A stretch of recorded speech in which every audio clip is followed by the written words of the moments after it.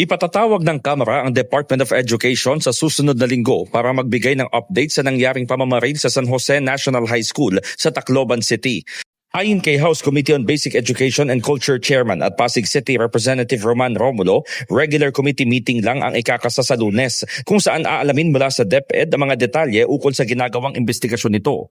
Inaasahan din na maririnig ang naging tugon ng DepEd sa insidente pati na ang legislative measures na kinakailangan nito. Kinumpirma rin ni House Deputy Speaker Albi Benitez na maghahain siya ng resolusyon upang paimbestigahan ang posibleng pananagutan ng mga paaralan sa mga insidente ng karahasan. Kabilang sa sasaklawin ng resolusyon ni Benitez ang pagpanaw ng 2 student athletes mula sa Ateneo de Manila University, ang pananaksak sa Cavite at pamamaril sa Tacloban. Sinabi ng House Leader na tutukuyin sa pagdinig ang gaps sa umiiral na batas, pagpapalakas sa safeguards para sa mga mag-aaral at kanilang pamilya at pagtitiyak na naitataguyod ang pinakamataas na pamantayan ng kaligtasan, integridad at responsibilidad sa educational institutions.